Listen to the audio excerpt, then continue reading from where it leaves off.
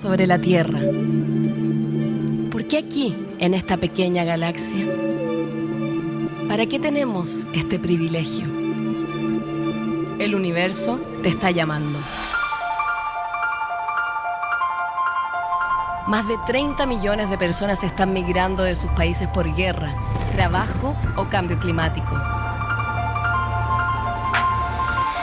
Estamos perdiendo más de 150 especies de animales y plantas cada día. Nuestros polos se están derritiendo.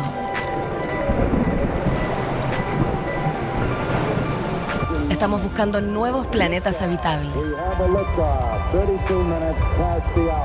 Para 2050, tenemos que alimentar a 10.000 millones de personas. Hoy, las bacterias están curando el cáncer y construyendo materiales biodegradables.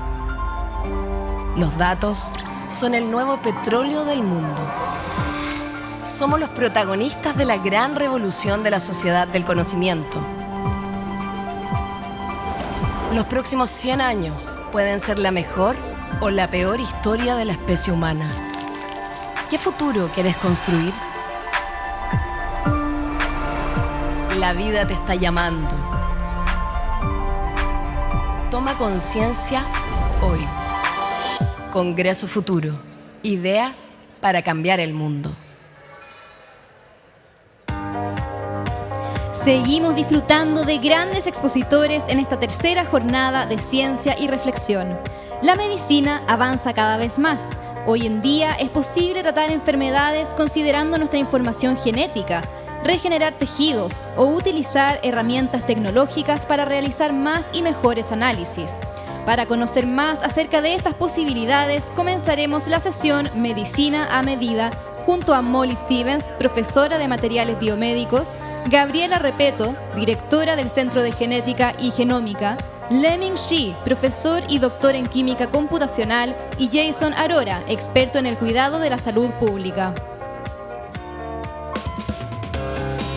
Dejamos con ustedes a Molly Stevens, profesora de materiales biomédicos y medicina regenerativa en el Instituto de Ingeniería Biomédica del Imperial College London. Reconocida por The Times como una de las científicas más importantes menores de 40 años, Molly recibió en 2010 el premio Polymer International IUPAC por su creatividad en la ciencia de polímeros, además del premio Norman Hitley por investigación interdisciplinaria de la Royal Society of Chemistry. Bienvenida, Molly.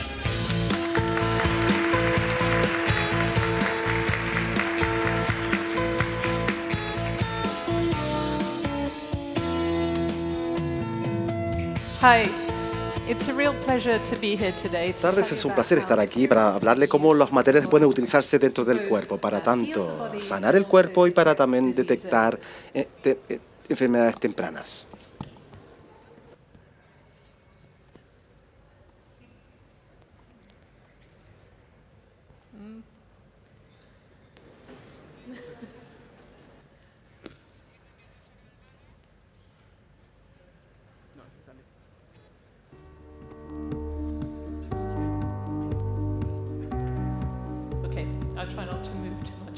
Trataré de no moverme tanto. Entonces es un placer estar acá hoy para hablarles sobre cómo podemos utilizar materiales para proteger el cuerpo y detectar enfermedades tempranamente.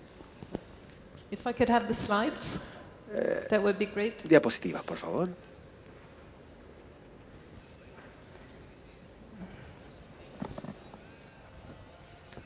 And this is, thank you. And the slides as well.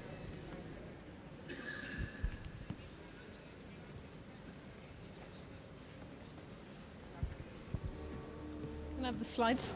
Oh. Okay. So the slides will come on in a minute. Pronto So I'm going to tell you a little bit Le about voy a how hablar we can sobre think cómo about podemos designing considerar material systems. And el the diseño key de message has sistemas been de really materiales, creative about pues ya using que materials in hemos ways sido that many bastante years. novedosos If we look en la back creación de esto throughout en la history, historia. for example, Si we nos can remontamos, look back to podemos the Egyptians ver a los and think egipcios about how they y considerar used cómo these utilizaban plants plantas to para generate regenerar the body by el making cuerpo, artificial sutures. creando We suturas can also think artificiales. about how the También Mayans podemos would use considerar cómo los mayas artificial utilizaban shells, make the shells to conchas de nácar para poder regenerar los dientes, utilización de marfil como implantes artificiales de las caderas. También se utilizaban diferentes formas inventivas de utilizar materiales dentro del cuerpo.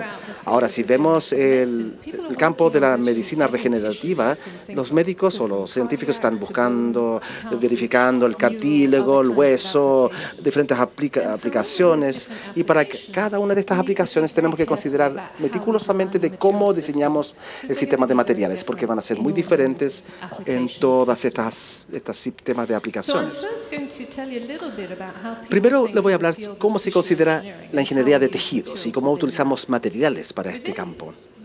Dentro del rubro de ingeniería del tejido, lo que hacemos es tomamos un sistema de materiales, diseñar su compuesto químico, su estructura tridimensional, y luego se puede crear células madres del paciente, generarlos en el laboratorio y colocarlos nuevamente en el cuerpo para reparar el sistema de tejidos.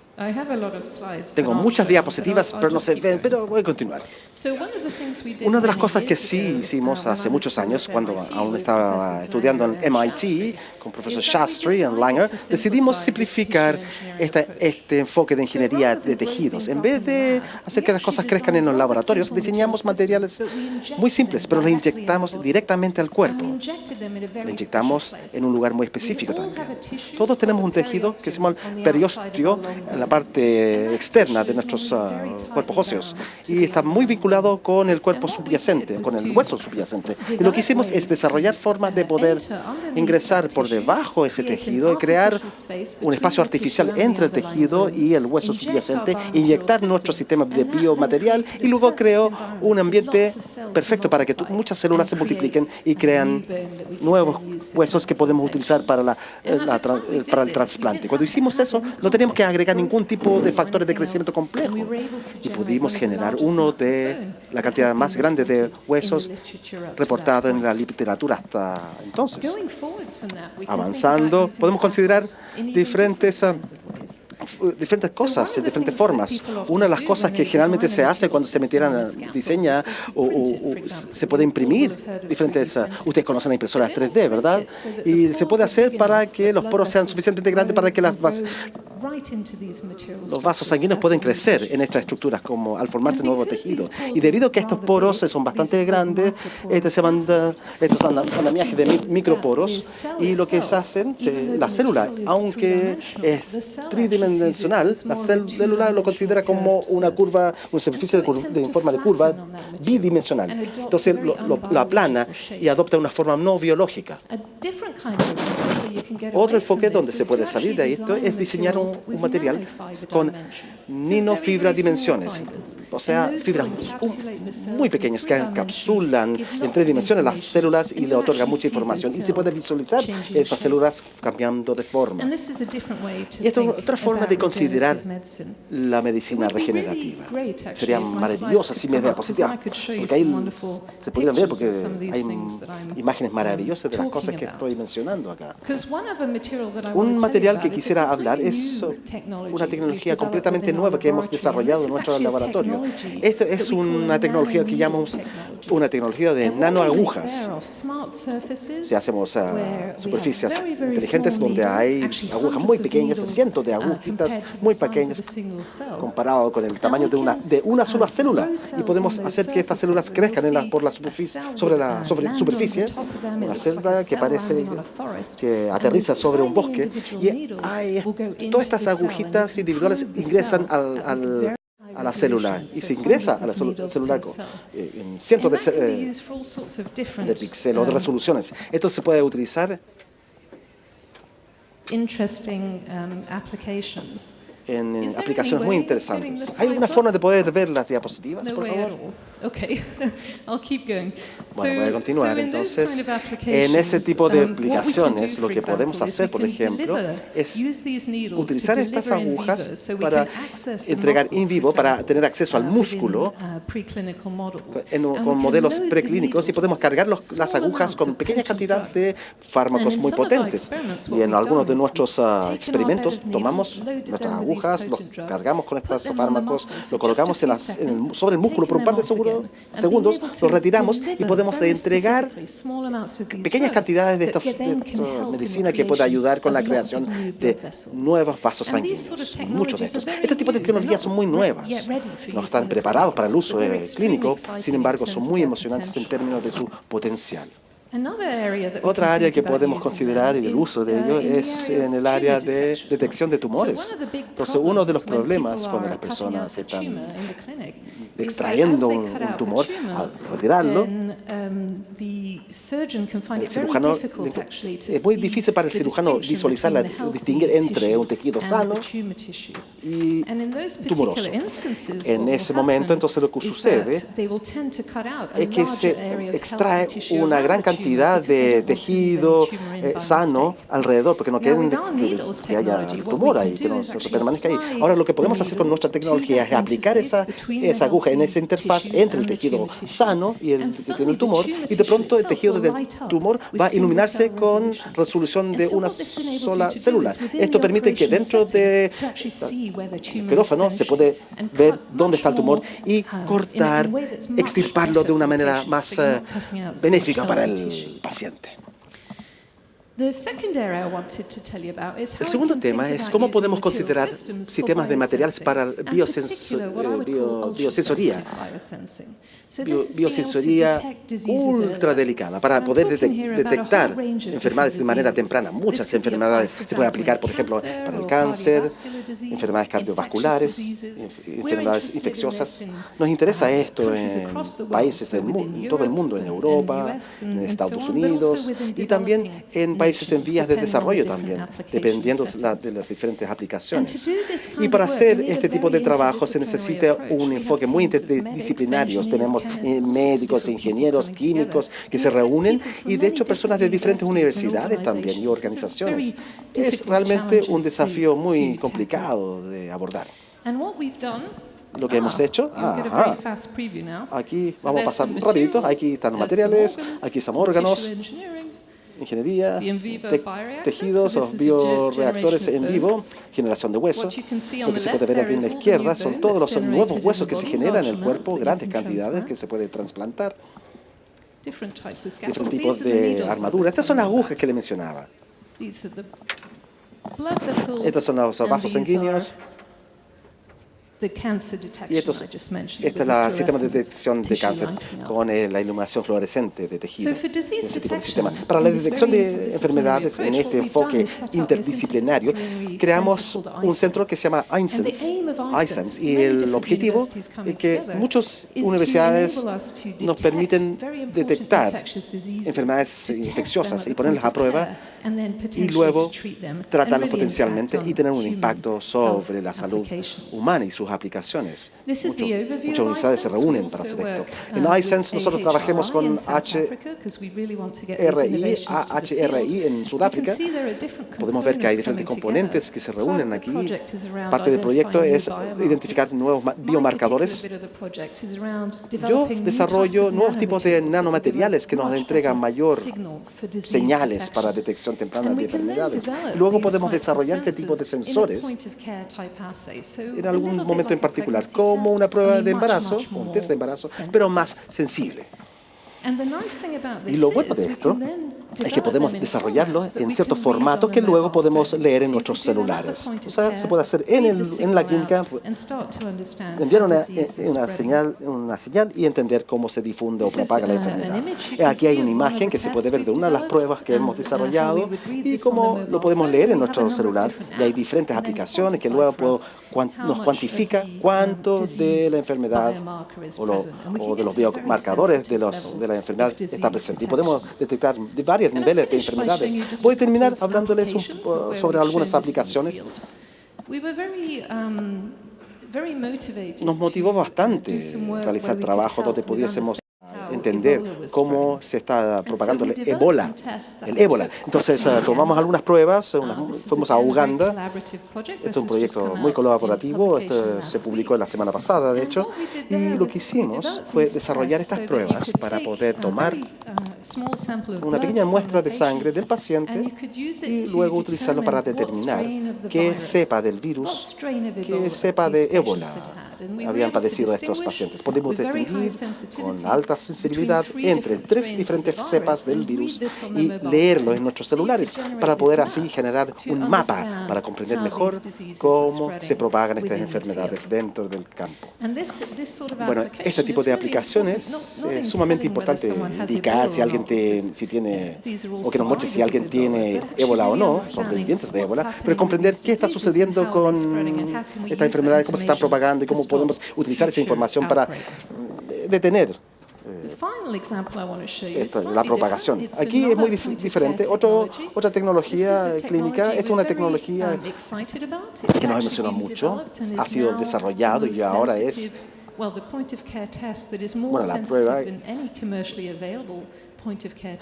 es una prueba de proteína, la más nueva del mundo, de hecho. Y aquí esta es una prueba, nuevamente, es como la prueba de embarazo, o el test de embarazo, pero aquí utilizamos ingeniería muy inteligente. Utilizamos partículas muy pequeñas de material inorgánico que se llama nanocatalistas artificiales. Son enzimas artificiales para poder atacar el bioseñales. Y aquí se puede amplificar la señal tanto, se puede amplificarlo para detectar pequeñas cantidades de proteína asociado con el virus VIH. Entonces se puede utilizar este tipo de enfoque para que nos diga de diferentes rangos del virus, pero también concentraciones del virus que son más pequeñas que de lo que se puede hacer en este momento con test comercialmente disponibles. Entonces se ha hecho prueba en hospitales de Londres y en este momento se está aplicando en terreno en Sudáfrica con nuestros colaboradores en lugares como Somkhele, la clínica Somkhele. En esta breve charla espero que le haya dado una visión general de cómo considerar sistemas de materiales de maneras muy creativas para sanar el cuerpo y también detectar las enfermedades mucho más temprano. Muchas gracias. Agradecemos a Molly Stevens, profesora de materiales biomédicos y medicina regenerativa. 7 días, 70 horas de transmisión y 130 de las mentes más desafiantes de todo el mundo se unen para imaginar y reflexionar sobre el futuro del planeta. El mayor encuentro de ciencia e innovación de América Latina. Congreso Futuro, ideas para cambiar el mundo, del 15 al 21 de enero. A continuación, invitamos a pasar al escenario a Gabriela Repeto, médico cirujano de la Pontificia Universidad Católica de Chile. Gabriela dirige el Centro de Genética y Genómica de la Facultad de Medicina en la Universidad del Desarrollo y actualmente trabaja en la integración de la genética y genómica como un eje transversal, investigando también sobre factores modificadores de condiciones genéticas. Dejamos con ustedes a Gabriela Repeto. Ahí veo un poco mejor. Hola, muy buenas tardes. Muchas gracias a los organizadores por la invitación y muchas gracias a ustedes por estar aquí a lo que seguramente es su hora de almuerzo. Entonces vamos a continuar hablando sobre medicina a la medida o medicina de precisión o individualizada o personalizada. Y antes de partir, ¿qué quiere decir esto? ¿Qué queremos decir cuando hablamos de medicina de precisión? Y pese al nombre, la definición todavía es bastante imprecisa, pero a mí me gusta mirar esto como la convergencia entre conceptos que conocíamos hace más de 2500 años, que reconoce que todos nosotros tenemos riesgos diferentes de desarrollar enfermedades o que las personas con una misma condición tienen manifestaciones distintas o que si recibimos un tratamiento a algunas personas les funcionan, otros tienen efectos adversos, etc. Y ese concepto conocido se ha unido hoy día con las grandes herramientas de la genómica, de poder mirar todos nuestros genes, los genes de los microorganismos que cohabitan con nosotros, nuestros hábitos, nuestro estilo de vida, los registros que llevamos de nuestra actividad física, etcétera, y juntar todos esos datos que son muchos y variados para generar algoritmos que permitan tomar decisiones que sean más precisas para cada persona. El tratamiento adecuado para la persona adecuada, en el momento adecuado, en la dosis adecuada. Entonces, históricamente, bueno, no sé dónde está el... ¿Apareció? No. Bueno, entonces, históricamente nosotros hemos trabajado con... Perdón, para allá. Hemos trabajado con medicina de talla única, con promedios, ¿cierto?, de dar a todas las personas que tienen la misma condición o el mismo riesgo las mismas medidas. Después hemos entendido que podemos estratificar ciertos tipos de enfermedad o características demográficas, edad y género para tomar decisiones terapéuticas, pero de nuevo hoy día... podemos de nuevo con estas herramientas, sobre todo de genómica, tomar decisiones que sean más específicas para cada persona. Entonces, la medicina de precisión ha tenido impacto en muchas áreas, las principales están listadas ahí, y hay otras, por supuesto, en desarrollo, pero un tema importante ha sido cáncer, con mejores diagnósticos y mejores estrategias terapéuticas, farmacogenómica, de la cual escucharemos al Dr. Xi en un rato más, que es también utilizar información genética para desarrollo de medicamentos y también para indicar medicamentos y sus dosis a las personas. Enfermedades multifactoriales como hipertensión, depresión, diabetes, etcétera, y ver qué personas están más en riesgo, cuáles son las estrategias para poder precisar mejor estrategias de prevención o de terapia. Y el otro gran tema es el de las enfermedades raras o poco frecuentes, al cual yo me voy a referir con más profundidad en los siguientes minutos. Entonces, muchos de ustedes están pensando ese nombre, qué tema más raro y específico. Y les quiero recordar algunas caras de personas que sufren o han sufrido enfermedades poco frecuentes que hemos visto en los medios en el último tiempo. Y vemos aquí el dolor de familias con niños con enfermedades graves en busca de soluciones que parecen alejadas, fuera del alcance, en una situación de sentir que uno no tiene respuesta. Y también, por supuesto, familias que no vemos en los medios, que tienen estas mismas luchas, que tienen que vender sus casas, etcétera, para poder acceder a terapias para sus familiares. Entonces, ¿qué son las enfermedades poco frecuentes? Ahora mirado desde la mirada más macro, la definición son aquellas condiciones que tienen una frecuencia de menos de 1 en 2.000 personas. Eso quiere decir en Chile que cualquier condición para la cual haya menos de 8.000 personas más o menos con ese diagnóstico lo consideraríamos una enfermedad poco frecuente. La gran mayoría afecta a niños, son de inicio precoz y causan también muerte temprana o discapacidad importante. Y la verdad es que no son pocas las enfermedades poco frecuentes. Se estima que son alrededor de 8.000 condiciones distintas. Si lo ponemos en perspectiva, la clasificación internacional de las enfermedades, el catálogo que usamos en los médicos, tiene alrededor de 14.000 condiciones distintas. Y ahí están listadas solamente unas 500 enfermedades poco frecuentes y el resto está en otro catálogo que se llama Orphanet. Entonces, si juntamos estos dos, nos podemos dar cuenta que más o menos 1/3 de las enfermedades que afectan a la especie humana son enfermedades poco frecuentes. Y más o menos el 80% de ellas son de causa genética. Y el resto son habitualmente enfermedades del sistema inmune, algunos cánceres poco frecuentes, algunas infecciones poco frecuentes. Entonces, si bien cada una de estas enfermedades tiene baja frecuencia en la población, como lo dice el nombre, la Organización Mundial de la Salud ha estimado ha estimado que más o menos el 6 a 8% de la población podría sufrir una enfermedad poco frecuente a lo largo de su vida. Y si eso lo extrapolamos a la población chilena, querría decir que 1 millón de personas podría tener alguna de estas condiciones. Nosotros decimos no es raro tener una enfermedad rara. Entonces, ¿qué queremos decir cuando mencionamos que la genética es una de las causas principales de las enfermedades poco frecuentes?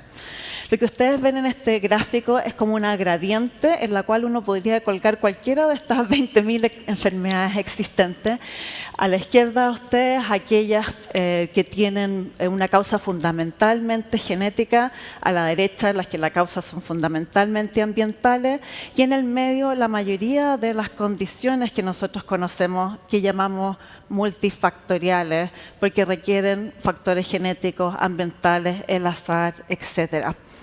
Entonces, las condiciones más genéticas a la izquierda se deben a diferencias genéticas que son menos comunes en la población, pero que cuando están presentes, la chance de que esa persona desarrolle esa condición es muy alta. Y en cambio, las enfermedades multifactoriales, los factores genéticos están distribuidos muy ampliamente dentro de la población. Son muy comunes los factores de susceptibilidad, pero son factores de riesgo, factores de susceptibilidad, no son causas suficientes para desarrollar la enfermedad. Entonces, a lo que nos vamos a seguir refiriendo, entonces, son a las condiciones que están al lado izquierdo de esa barra. Ahora, ¿qué es lo que les pasa a las familias con estas condiciones? Y les pasan muchas cosas, pero una de ellas es lo que nosotros llamamos la odisea diagnóstica, que significa voy al doctor con mis síntomas que son crónicos, debilitantes, etc. El doctor me pide exámenes, yo vuelvo con los exámenes están todos normales y seguimos en esta ronda una y otra vez. Y esto para las personas con enfermedades poco frecuentes puede durar décadas y puede no acabar nunca. Y si bien durante ese periodo esas personas pueden tener tratamientos relacionados con sus síntomas, no sabemos cuál es la causa y no podemos entonces utilizar herramientas que sean más específicas, más precisas, más a la medida de esa condición. Entonces, déjenme contarles algunas de estas odiseas de nuestra familia. Esta es una familia que nosotros vimos en el Hospital Padre Hurtado, en la comuna de San Ramón, alrededor de 15 años atrás. Esto es lo que nosotros llamamos una genealogía, si representamos los genetistas las historias familiares. Y consultaron 3 generaciones al mismo tiempo, una abuela con sus 3 hijos y un nieto, porque tenían no una, sino que 2 enfermedades poco frecuentes. Las personas que están marcadas en rojo tenían múltiples pólipos en sus intestinos, que son tumores que inicialmente son benignos, pero esta familia tenía miles y cuando esto sucede, las chances de desarrollar cáncer son muy altas y de hecho la abuela, cuando nosotros la conocimos, ya tenía cáncer de colon. Y además de eso tenían otra condición en la cual se afecta la conexión entre las venas y las arterias y esto produce alteraciones en la piel, sangrados de narices que son tan graves que las personas tienen que tener transfusiones por sangrado de narices y también alteraciones en la conexión, en la circulación de los pulmones que afectan la oxigenación de la sangre. Y eso también tiene otro nombre raro que se llama telangiectasia hemorrágica hereditaria. Y por supuesto que esta familia quería entender lo que quería saber qué era lo que tenía que hacer y también las personas que parecen sanas en esta familia que están ahí con el relleno blanco querían saber si ellos también podían desarrollar esto. Les había sido bastante evidente a ellos mismos sin ir al genetista que esto era seguramente una condición hereditaria. Entonces fuimos a buscar la causa y en esa época ya se conocían genes que producen poliposis familiar y genes que producen telangiectasia hemorrágica hereditaria y fuimos a buscar ahí y, sorpresa, no encontramos nada.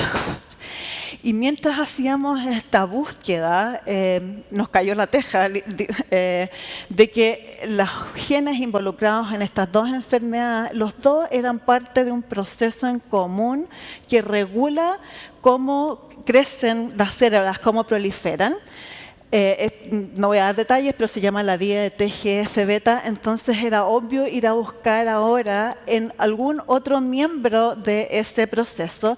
Y así fue como que encontramos mutaciones en un gen que se llama SMAD4, que nunca se habían visto antes y que era un punto en común en estos dos procesos y podía explicar entonces que esta familia tenía una condición y no dos. Entonces, entonces esto tuvo implicancias para la familia porque pudimos saber exactamente quién tenía y quién no, quién tenía riesgo de desarrollar cáncer de colon. Entonces, en vez de hacer las medidas usuales para la población, tenían que tener pesquisa mucho más dirigida con colonoscopías. Lamentablemente, algunas personas tuvieron que resecar un pedazo del colon. Y también para las personas, el alivio para las personas que no tenían síntomas y querían saber cuál era su estado. Esto también generó información no solo para esa familia, sino que para toda la comunidad mundial que tenía o poliposis o telangiectasia hemorrágica hereditaria, para los cuales no se había identificado la causa. Aquí surgió una causa nueva y además también criterios para sospechar cuando, teniendo una enfermedad, tenía que ir a sospechar la presencia de la otra y hacer terapias más a la medida de esa condición. Y para la investigación y desarrollo también, entonces, esto contribuyó a comprender mejor una enfermedad y también a desarrollar terapias específicas que, si bien todavía no existen, nosotros esperamos que las futuras personas no necesiten sacarse su colon, ¿cierto?, para prevenir el cáncer, sino que podamos tener medidas más precisas. Y esto no es solo para esta familia, sino que esta misma vía TGF-beta ahora sabemos que tienen rol en muchos otros cánceres, particularmente el cáncer de colon no hereditario. Eso es lo que nosotros llamamos aproximación de gen candidato. Tenemos una hipótesis y vamos a buscar ahí. Pero con toda humildad tenemos que reconocer que la mayoría de las veces nuestras hipótesis o no las tenemos o están totalmente equivocadas, ¿ya? Y hoy día entonces tenemos otras herramientas que nos permiten ir a buscar en todos nuestros genes la causa de estas enfermedades poco frecuentes y también de las enfermedades multifactoriales. Entonces, esta es una figura que muestra cómo ha ido bajando el precio de leer un genoma completo, los 3.000 millones de letras a lo largo de los últimos 15 años. Entonces, si bien el año 2000 secuenciar un genoma humano en realidad costaba más de 100 millones de dólares, hoy en día este costo, no en Chile lamentablemente, pero sí en países desarrollados, es menor a $1.000. Entonces ha convertido esta tecnología en mucho más accesible, no solo para investigación, sino que también para uso clínico, ¿ya? Entonces, este es como el equivalente de este Ferrari que costaba $400.000 el año 2000, costara 40 centavos de dólares hoy día. Y les digo a los amigos de la Ferrari que la genética los ha hecho mucho mejor que ustedes. Ahora, las preguntas que uno se hace, ¿es necesario secuenciar todos los genes? Y la verdad es que sí es posible, eso es ideal de hacer. Sin embargo, también sabemos que tenemos estrategias que son más acotadas. De todo nuestro genoma, de los 3.000 millones de pares de letras por 2 copias, uno del papá y otro de la mamá, o sea, 6.000 millones en total, hay como un 1,5% que es codificante, que va a codificar para una proteína. Esa parte de cada gen se llama un exón y el conjunto de los exones se llama el exoma. Y nosotros sabemos que el exoma da cuenta, las variantes en el exoma dan cuenta como el 80% de las causas de enfermedades genéticas. Entonces, si bien de nuevo sería ideal mirar todo, incluso mirando una fracción pequeña, las chances de encontrar algo si lo está son grandes. Y eso es lo que llamamos la secuenciación del exoma completo y se abrevia en inglés como WES.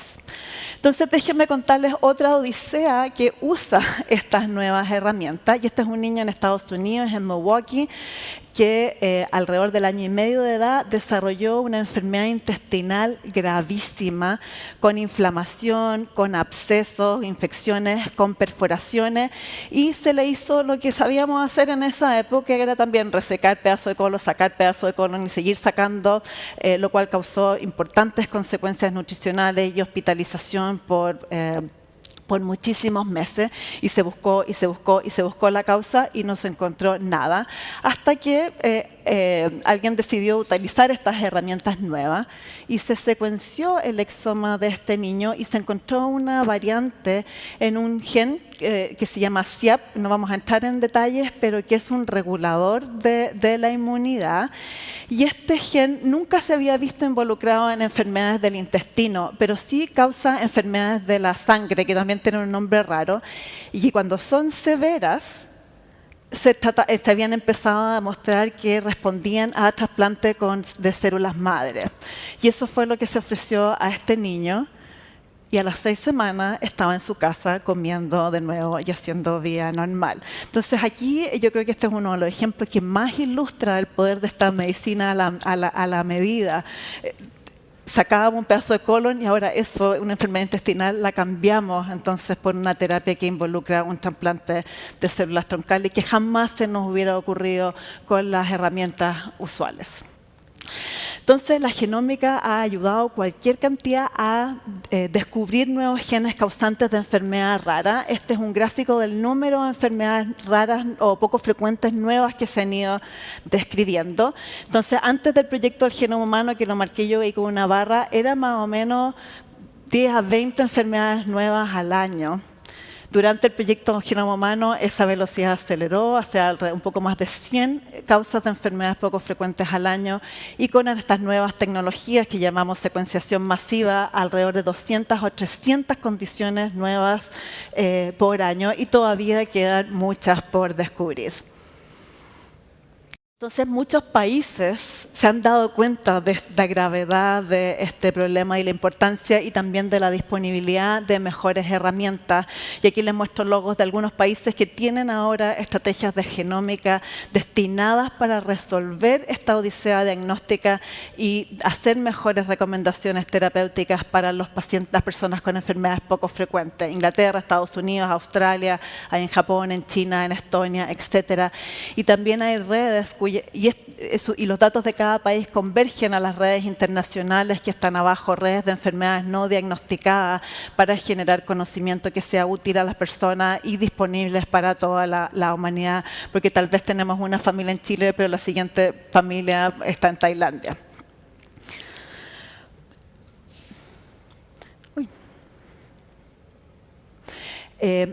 Hay varios desafíos para los investigadores, así como hay desafíos para las familias en su vida cotidiana, hay varios desafíos para los investigadores, y uno de ellos es que todavía tenemos muy pocos datos genómicos latinoamericanos. La mayoría son de personas de origen europeo, y como ustedes saben, existe variación entre los distintos países, las distintas etnias. Menos de 0,5% de los datos genómicos disponibles en bases de datos públicos son de Latinoamérica, y necesitamos esa información para hacer crecer la medicina de precisión en Chile, y por eso algunos investigadores estamos trabajando ahora en poner nuestros datos en común y ponerlos a disposición de la comunidad. Y hablando de comunidad, otro de los temas súper importantes en esta área es la participación de los pacientes, que son los expertos en estas condiciones. Entonces aquí puse un par de ejemplos. Una es una red prácticamente de investigación de pacientes que se llama Pacientes Como Yo, Patients Like Me, en las cuales las personas aportan generosamente sus datos para poder contestar preguntas como: ¿cuánta cantidad de ejercicio es buena para una persona que tiene esclerosis múltiple? Eso un doctor nunca lo va a poder saber con exactitud. En cambio, las personas que hacen más, menos, nada, sí son capaces de aportar datos para contestar ese tipo de preguntas. Y en Chile tenemos una agrupación de familias, la FECHERO, Federación Chilena de Enfermedades Raras, que han puesto este tema, lo han hecho público, son los que más tienen datos de quiénes son, a dónde están las familias, y contribuyen con registros que nos permiten entender la magnitud del problema, y lo hacen con cualquier cantidad de generosidad, porque ustedes se imaginan que teniendo un hijo así de grave, estarse preocupando de datos para políticas públicas es un tremendo esfuerzo. Entonces, mis mensajes finales, espero haberlos convencido de que pese al nombre, las enfermedades poco frecuentes son un tema de relevancia por su número y por su gravedad. La mayoría de las escuelas de medicina o de escuelas de profesionales de la salud en general desincentivan en pensar en estas condiciones. Uno siempre tiene que pensar en las cosas más comunes. Y uno de los lemas es: cuando uno escuche galope, el ruido de galope, piense en caballos, no en cebras. Y lo que queremos poner aquí en evidencia es que las cebras existen y tenemos que también estar conscientes para considerarlas. La genómica entonces tiene herramientas que han ayudado con diagnóstico, con entender los mecanismos y producir también terapias que nunca se nos hubieran ocurrido de otra manera. Y que, tal como es el lema de este congreso, entonces este es un tema para que tenemos que tomar conciencia y también abordar conciencia, y no solo las clínicas y el laboratorio, sino que las ciencias sociales, las políticas públicas, etcétera. Entonces, la tarea acá, es cierto, es que es introducir más medicina a la medida en Chile, de tal manera de poder aliviar la odisea diagnóstica y dar mejores respuestas a estas familias en situaciones graves. Y para los que quieran seguir involucrados, el último día de febrero, así que a veces cae en 29 de febrero, es el Día Mundial de las Enfermedades Raras. Arriba está el póster del año pasado. El lema era: con investigación las posibilidades son ilimitadas. Acaba de salir este fin de semana el póster para este año, que es el miércoles 28 de febrero el día. Yo me atreví a traducir el lema, no está oficialmente traducido, pero es: muestra tu rareza, muestra que te interesa. Muchas gracias. Agradecemos a Gabriela Repeto, directora del Centro de Genética y Genómica de la Universidad del Desarrollo. Estamos perdiendo más de 150 especies de plantas y animales cada día. Los datos son el nuevo petróleo del mundo. Nuestros polos se están derritiendo. Estamos buscando nuevos planetas habitables. Los próximos 100 años pueden ser la mejor o la peor historia de la especie humana. ¿Qué futuro quieres construir? Toma conciencia hoy. Congreso Futuro. Ideas para cambiar el mundo. A continuación recibimos a Leming Shi, doctor en Química Computacional de la Academia China de Ciencias de Beijing. Leming es profesora en la Escuela de Ciencias de la Vida de la Universidad Fudan de Shanghái, donde estableció un centro de farmacogenómica. Su trabajo busca potenciar la medicina de precisión para el diagnóstico temprano del cáncer y la creación de terapias personalizadas. Bienvenido, Leming.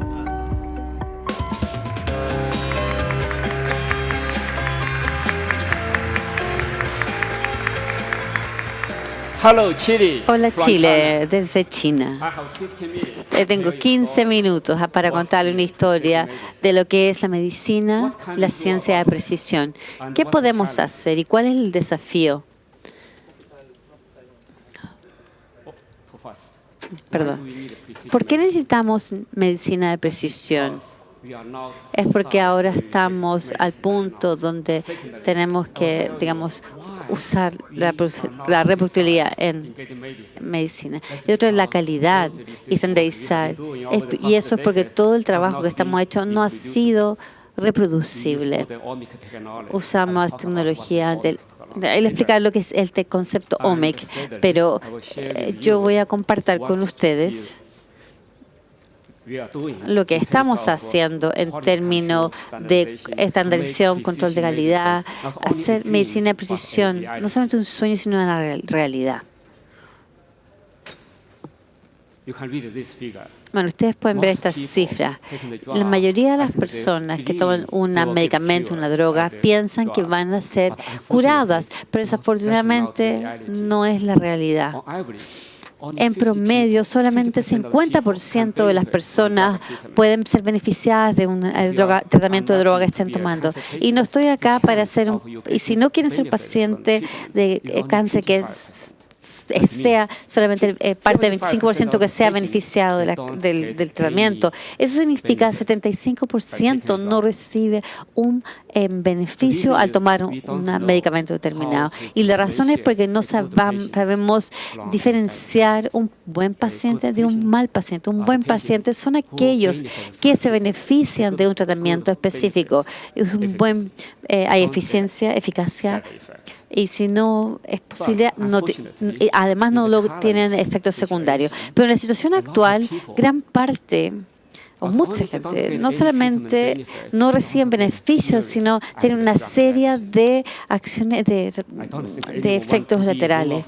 No creo que sería bueno estar en ese lado de ser un paciente y que no reciben los efectos adecuados, pero además no se mejora. Y es porque no sabemos diferenciar uno de otro en todo el desarrollo de condiciones preclínicas. Además hicimos algunos pruebas animales, pero a través de distintas fases, fase 1, fase 2, fase 3, fases clínicas, este tipo de medicina de precisión ha costado bastante dinero, se ha demorado unos 10 años en llegar al punto que está. Químicos como yo necesitamos sensibilizar sobre los componentes antes que sea una persona con suerte pueda pasar por todo el proceso con la aprobación del FDA, y la aprobación regulatoria. Eso significa que llegar al punto de descubrimiento puede ser raro, el punto de que aplicar esto. Por eso son muy caras los medicamentos, especialmente en estos tratamientos. Y eso es una barrera. Además de llevar una droga, fabricar, manufacturar un tratamiento de droga, una droga, y llevarla al mercado, puede haber aún la posibilidad que existan efectos secundarios. ¿Por qué? Porque en las pruebas clínicas solamente 100 personas son incluidas en las pruebas clínicas, pero las drogas, una vez que se distribuyen, hay miles de pacientes que van a tomar y van a hacer uso de ese medicamento. Y ahí está el problema. Hicimos una prueba clínica con 100 personas.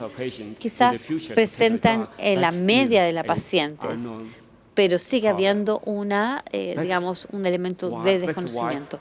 Por eso, aunque las distintas agencias que resguardan, el uso de los medicamentos, aún así tienen que, hacer uso de ciertas drogas que generan y se han demostrado tener efectos secundarios importantes. Pero se debe porque a los humanos somos muy distintos, entre uno y otro somos muy distintos.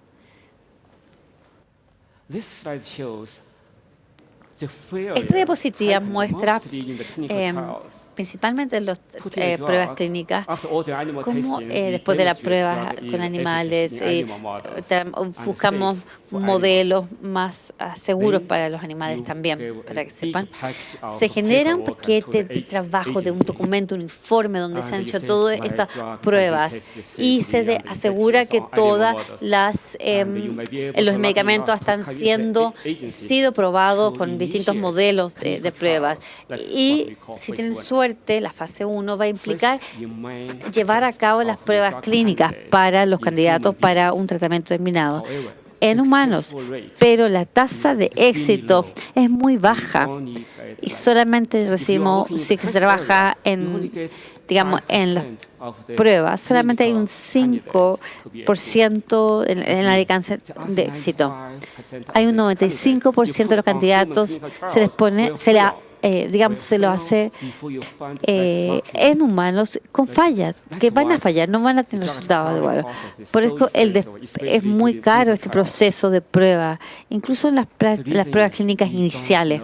Y específicamente no sabemos cómo diferenciar un componente de otro. cuál va a ser el mejor. Si tuviésemos mejor forma de distinguir un componente del otro, quizás habría mayor y hacerlos pasar por todo ese proceso clínico para demostrar la eficacia y la eficiencia, tendrían suerte porque el desarrollo del proceso pensamos que va a ser mucho más corto y obviamente los costos se van a abaratar. Por eso, 16 años atrás, yo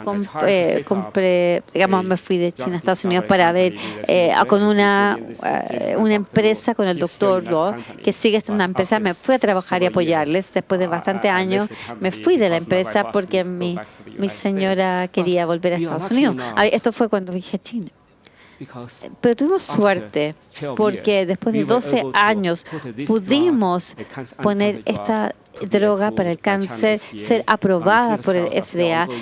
Siguen llevando a cabo las pruebas clínicas en distintos países, pero tenía miles de pacientes vivos que se habían logrado mejorar. Eso para mí fue gratificante. Mi trabajo de 16 años atrás eventualmente fue beneficioso para las personas. Ahora, el enfoque que hicimos con se llama la genómica, viendo las distintas interacciones con un candidato químico con una información genómica distinta y viendo cómo estos químicos, la información o la compilación de datos genómicos difiere entre un paciente y otro. Por eso pudimos realizar a cabo, este desarrollo.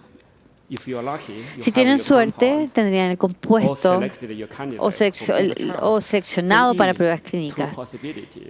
Y pueden haber dos posibilidades. Una, buenos pacientes podían tener buenos resultados, otros no, incluso desarrollando efectos secundarios. Entonces la pregunta que se pueden hacer pruebas para diferenciar los tipos de pacientes. ¿Por qué hace una respuesta X teniendo la misma enfermedad o síntomas? Y esto es uno de lo que es mi área de trabajo. Dice medicina de precisión. Antes se llamaba, y la otra área es farmacogenómicas. Estamos tratando de tener esta información de los terminados en ómicos sobre los pacientes, involucrando al paciente como individuo, usando muchas estadísticas, muchas medidas. La inteligencia artificial trata de coordinar y codificar la relación entre la información farmaconómica junto con el modelo de medicina de precisión. Este modelo, si funciona, podemos usarlo para predecir un futuro paciente y cómo va a responder a un tratamiento, ya sea favorable o desfavorablemente.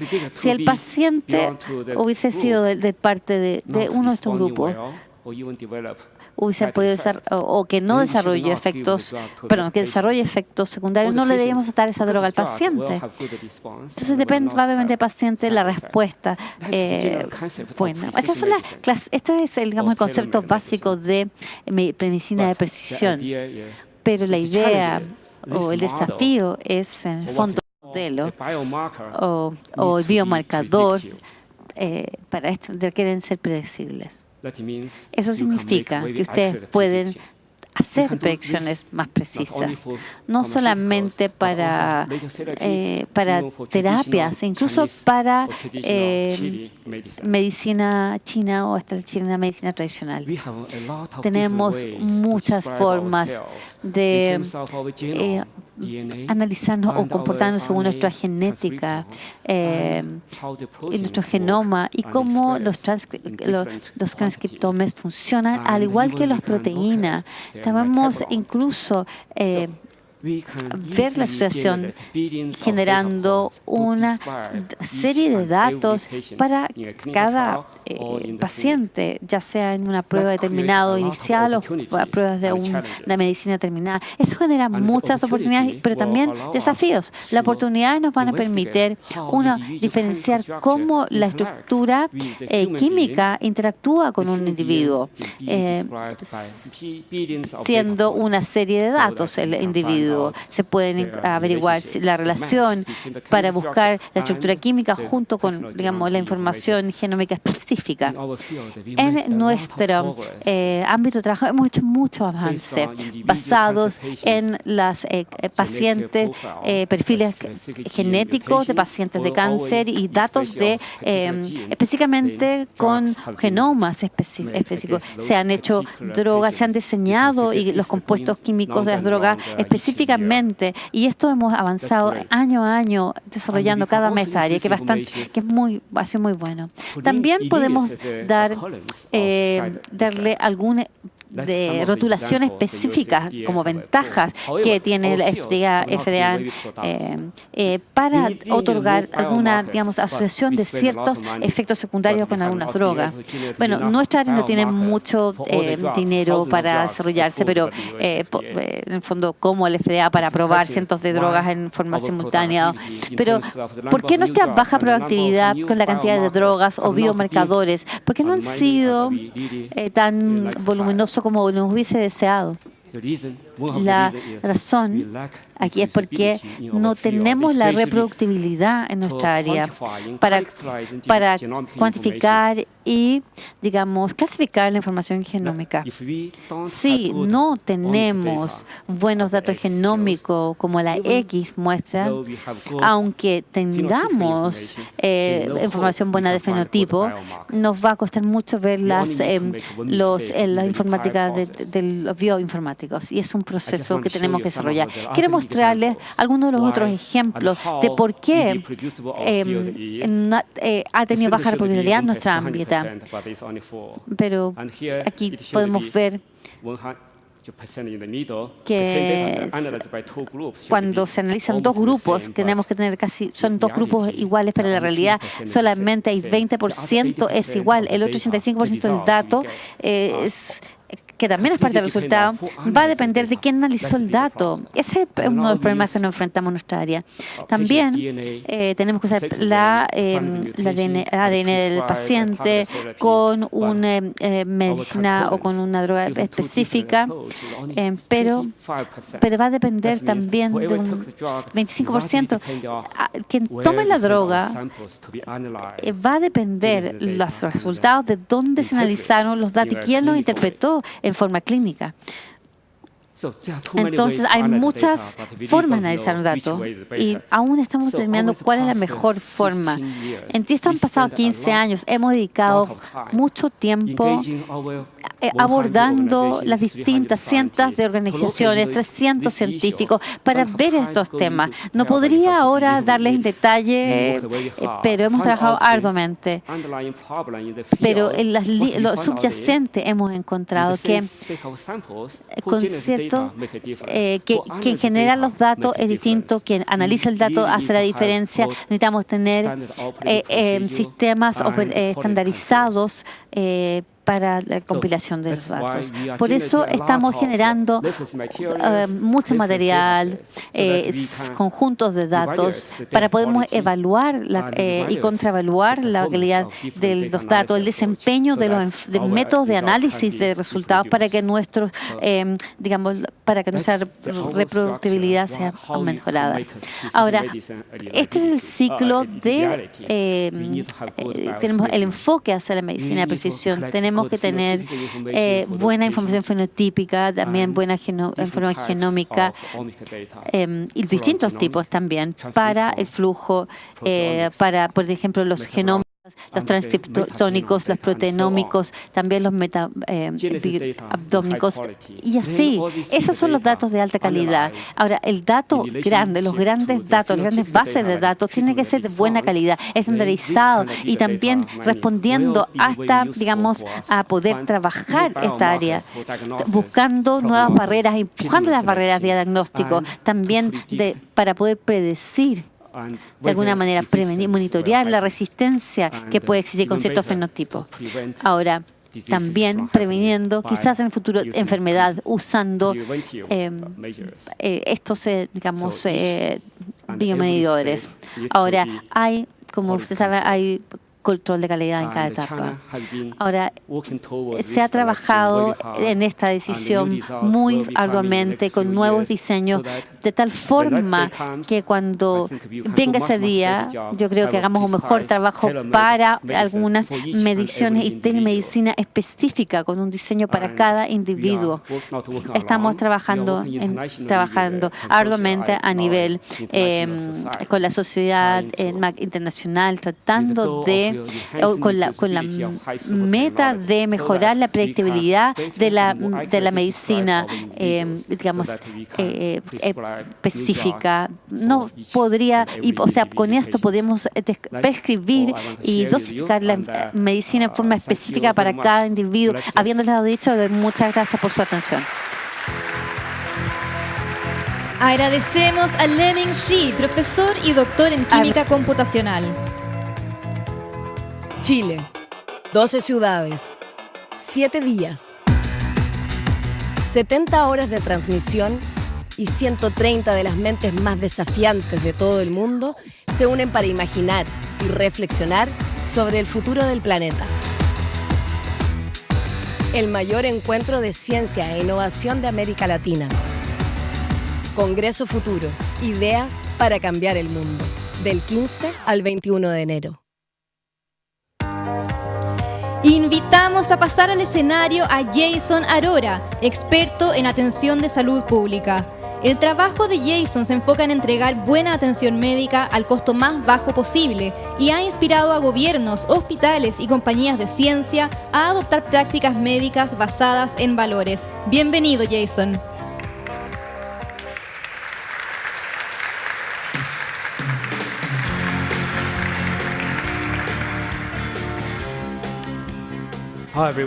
Hola a todos, estoy muy feliz de estar acá, agradezco la invitación de estar acá. Quería hacer una consulta primero. ¿Cuántas personas en la sala están involucradas en el área de salud, de alguna forma u otra? Entonces, bastante. ¿Cuántas personas han tenido en contacto con la atención primaria de salud? ¿Algún tipo? ¿Por razones personales? ¿Por otros motivos? Ya, la mayoría de la gente, claro. Entonces, voy a hablar de sistemas de medicina hecha a la medida y sistemas de salud. Hemos tenido bastante, hemos hablado bastante de innovaciones en el área de salud. Normalmente hablamos de innovaciones científicas, que es pasar en el laboratorio, en genómicas, medicamentos, pero lo que no tendemos a escuchar con frecuencia es cómo se hace llegar esto a los pacientes. Y mientras que esto sea muy importante, es importante también entender la ciencia química básica y cómo nos da mejora en la salud. La innovación en esa área nunca es suficiente. Hay algo vital que falta cuando hablamos en la ciencia, drogas, innovación en la medicina, y dice relación con la innovación en el sistema de salud. No importa qué tanto se haga en el laboratorio, si es que no pueden escalar la tecnología o esa innovación, si no pueden cerciorarse que sea que puedan pagarla un paciente o que pueda llegar a los pacientes, no sirve. Faltamos al motivo de ser. Tiene sentido entonces preguntar cómo están funcionando los sistemas de salud por el momento, cómo estamos avanzando en esa área, y no solamente en Chile, sino que en todo el mundo. Y voy a partir con esto. Uno, y lamentablemente no estamos funcionando tan bien con los sistemas de salud. Para quienes trabajan en el área de salud, saben lo que quiero decir cuando estamos en una perfecta tormenta. Y hay un motivo detrás de esta situación. El sistema de salud y la atención es cada vez más cara. Requiere atender a ciertas necesidades. Tenemos una población mayor, que hay más cantidad de gente que está creciendo. La gente está empezando a vivir más tiempo por mejores sistemas de salud, mejor higiene, mejor calidad de vida, etcétera, etcétera. Y hay un aumento de lo que se llama enfermedades crónicas, enfermedades que la gente vive con ellas en casa y el tratamiento y con un tratamiento largo. Hay un aumento en cosas como diabetes, obesidad, enfermedad del corazón, cáncer. Pero también hay una falta de acceso que puede también ser, uno, porque es muy caro, porque efectos geográficos no pueden llegar a sistemas de salud cercanos. Y pueden haber distintos motivos. Estos temas significan que estamos gastando mucho en salud, mucho más de lo que hemos, costeado en anterioridad. Y el problema se debe que si se pone más dinero al sistema, hay más resultados, ¿no? Mejores resultados. Desafortunadamente, eso no es lo que está sucedido. Hemos puesto bastante dinero, pero no se está traduciendo a mejores resultados para los pacientes. Entonces, les puedo mostrar un ejemplo. Bueno, pero nos dice lo que pasa. Si vemos la línea roja, eso nos dice la expectativa de vida de distintos países en las OECD, siendo Chile parte de este grupo de países. Podemos verlos abajo. Y las barras verdes son el porcentaje de su ingreso de GDP, el ingreso gastado en salud. No hay correlación entre la cantidad de dinero gastado y las expectativas de vida en estos países. Y pueden ver que al extremo izquierdo, Estados Unidos gasta 20% de su Producto Interno Bruto y Turquía 5%, y la expectativa de vida es casi la misma. En Chile gastamos 8,5% en la mitad, pero hay una tendencia en aumento en todo esto. Pero esto es un tema. Se están gastando más en un sistema sin mejores resultados. Tiene que haber un problema en la forma que se está gastando el dinero en la salud. Y esto, aquí es donde nos podemos preocuparnos, porque la cantidad de dinero gastada está de alguna manera afectando al Producto Interno Bruto de cada país. Estamos gastando dinero más rápidamente de poder ganarla. Y estos son algunos ejemplos de Estados Unidos a Europa, donde podemos ver, y en Chile, en 1995, acá gastábamos 5% del GDP, ahora es casi 8,5%, donde la tendencia es la misma en todas partes. Entonces, esto nos preocupa, porque como todos sabemos, los recursos son limitados. Todo es un intercambio. Y esto va a ser más positivo, o sea, va a mejorar. Por lo menos es lo que podemos intentar hacer. Pero a medida que gastemos más, lo más probable es que suceda es que se va a empeorar un poco en el sistema actual, el sistema de salud. ¿Por qué tenemos menos recursos y recursos que están disminuyendo a medida que gastamos más? Estamos tratando de dar distribuir estos recursos que son, digamos, menos recursos con poblaciones que crecen, y lo que más probable que va a pasar es que baja la calidad. Segundo, porque no hay recursos, no se puede expandir la salud y darle acceso a más gente. El Reino Unido, y Chile y otros países tienen sistemas de salud globales, universales, pero la mayoría de los países, en muchas partes del mundo, no lo tienen. Más allá de eso, si empezamos al acceso, problemas de acceso de geografía, por tener la posibilidad de comprar dinero, acceso a la medicina.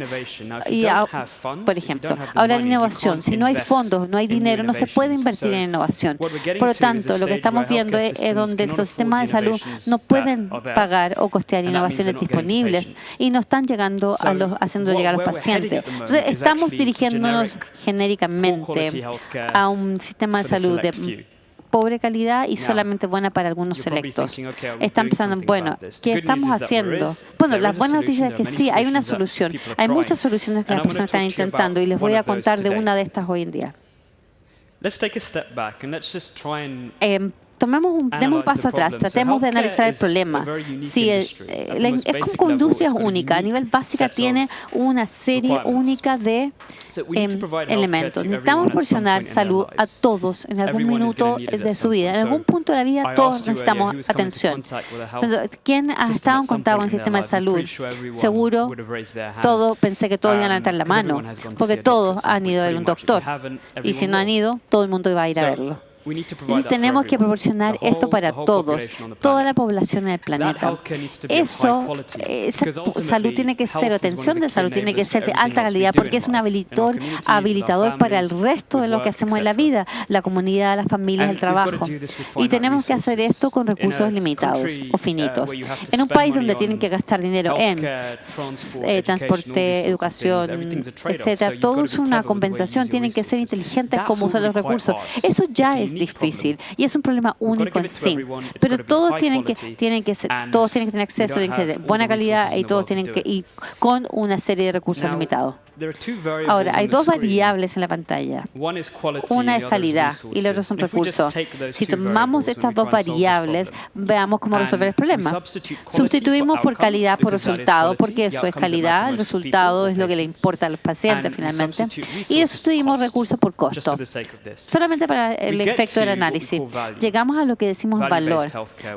Un sistema de salud basado en el valor, donde el resultado dividido por costo. Lo que le importa es el resultado, lo que le importa al paciente dividido por el costo para lograr eso. Entonces, es el resultado por dólar, por euro, por la moneda que haya sido gastada. ¿Qué es lo que está recibiendo por ese dinero gastado? Si es una empresa de medicina, una universidad, un centro de investigación, un hospital, lo que sucede es que todos trabajan en sus esquinas y solamente se reúnen para negociar cuando requieren hacer negocio. Hay esfuerzo de colaboración entre academia, entre industria, entre académica, pero hay mucha tensión, no hay confianza y eso es un desafío en sí. Entonces el valor es algo que une a todos porque nos enfoca en los resultados, que es la idea de estar ahí ante todas las áreas. También en investigación, aborda el área de investigación. No hay seres en el área de medicina que no entiendan esto que en el fondo es necesario. Pero esto es realmente simple. Para que suceda, se puede complicar bastante. Requiere de cambios en cómo operan culturalmente los autos mejor que la salud. Y el cambio es difícil también iniciarlo en esta área. Pero lo que tenemos que, entonces estamos hablando de dos baldes de datos. Son los datos y la parte técnica, donde está, y la asociación, donde están los datos, es que es el motor sobre el cual funcionan los salud. Eso es la evidencia sobre la cual podemos mejorar los sistemas de salud. Y cuando hablo de partnerships, asociaciones, hablo de aquellas cosas que reúnen distintas partes interesadas buscando con objetivos comunes, buscando valor en los resultados. Entonces, ¿qué quiero decir con datos? Generando los datos adecuados sobre el cual pueden actuar los sistemas de salud. El tema es que no siempre medimos los resultados, el desempeño en salud muy bien. Y donde están medidos no están estandarizados y hay distintas metodologías. Entonces, el desempeño se mide en forma distinta en los sistemas de salud a lo largo del mundo. Entonces, lo que tendemos a medir son los procesos. Esos sí, indicadores de rendimiento o de desempeño, que en realidad no nos dicen cómo lo hacemos. Es un proxy, si se puede decir de una manera. Entonces, para destacar lo que quiero decir, es a mano izquierda podemos ver 2.000 distintas indicadores de rendimiento para la salud. 2.000 series. Eso es mucho. Hospitales, compañías de seguro, etcétera. 200 de estos son resultados.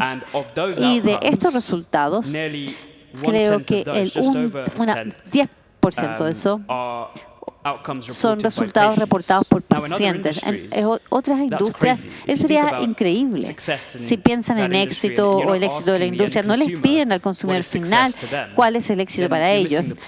No se entiende, si solamente le piden a un 10%, no entienden el proceso entero. Eso me preocupa.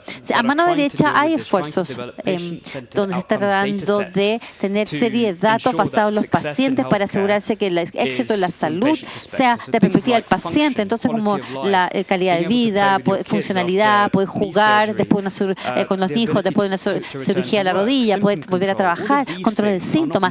Eso no se está midiendo en forma rutinaria, en forma diaria. Cuando nosotros tengamos que avanzar, tenemos que ver los datos más en detalle, en forma granular. Cuando hablo de seguridad del paciente, tiene que navegar de la forma que de las necesidades, de la condición. O sea, no es correcto, no debiese funcionar en torno al paciente, no en torno a los otros elementos de la industria, a los otros componentes de un hospital. Si hablamos de un hospital, tenemos una empresa de medicina o una empresa de seguros, de salud. ¿Qué necesitan hacer? Tomar el paciente en el centro. ¿Cómo estos tres actores o partes interesadas pueden reunirse en torno con su inteligencia, con su experiencia, con su trayectoria para hacer lo mejor para el paciente? Aunque no lo crean, así no funciona el sistema. Pero digamos que una compañía de tecnología trabaja en un hospital y dice, vamos a entregar este resultado a un costo más bajo, vamos a lograr esta propuesta de valor y vamos a poner todas nuestras competencias para lograr esta propuesta de valor. Tenemos tecnología, datos, servicio de entrega, paciente, tenemos todos los elementos necesarios para poder entregar mejor valor. Y después decimos que una empresa segura paga por el resultado de salud. Cambia el juego, ¿no es cierto? Lo que está sucediendo, todos los actores en parte interesadas están siendo incentivizados. Hay un incentivo para el resultado final, no por entregar más servicios, más cirugía, más droga, más medicina, que así funciona. Se está incentivando le va a pagar si es que entregan los mejores posibles resultados para el paciente. Es no lo que sucede en el momento, pero imagínense si fuese así los cambios que tendríamos en la innovación en el sistema de salud, en las investigaciones. Y esto obviamente encaja con una visión más amplia donde campañas de reembolso basado en pacientes o basadas en torno a las necesidades del paciente en sí. Si empezamos a hacer las cosas de esta forma, pensamos que vamos a estar en aguas más tranquilas. Y si comparamos un enfoque donde estamos tratando de abordar innovaciones en ciencias, en químicas, en medicina, en digital, trabajamos con genómicas, con drogas nuevas y vemos cómo se le va a entregar esto a los pacientes, viendo los distintos niveles y fases para, digamos, mejorar el sistema, y los esfuerzos están siendo ya a cabo en este momento y creo que vamos a llegar a ese punto. Muchas gracias. Agradecemos la participación de Jason Arora, experto en atención de salud pública. Agradecemos también a Molly, Stevens, Gabriela y Lemming por sus ponencias.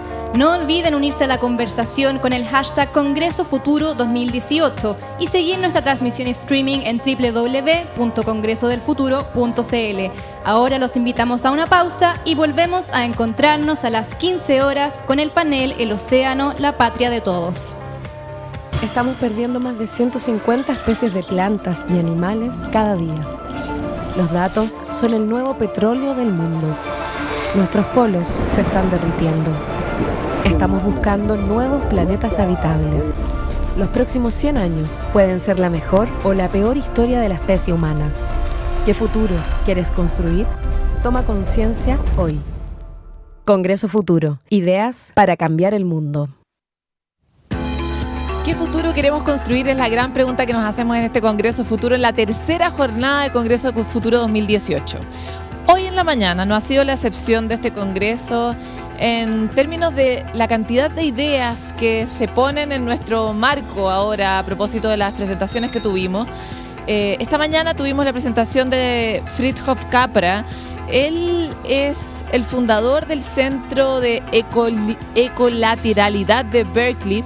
Usted dirá, ¿qué es eso? Bueno, en realidad no importa mucho qué es exactamente. Lo interesante es que él mira el mundo de una forma sistémica. Él es físico, pero se ha planteado grandes preguntas de la vida, ha utilizado mucho de lo que se ha creado aquí en Chile en materia de pensamiento, principalmente asociado al mundo de la biología.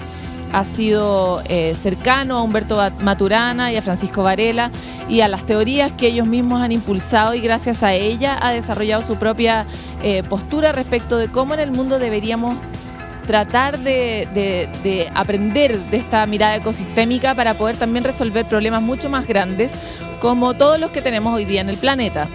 Hoy es muy difícil separar por países problemas como por ejemplo soluciones como por ejemplo temas como la migración o los temas de abastecimiento del mundo, cómo resolvemos entre otras cosas el problema del calentamiento global. O cómo se están administrando los recursos marinos, que son algo que no respeta fronteras. Parece que ahí estuviera una de las grandes respuestas sobre desde qué paradigma podemos mirar las soluciones del futuro.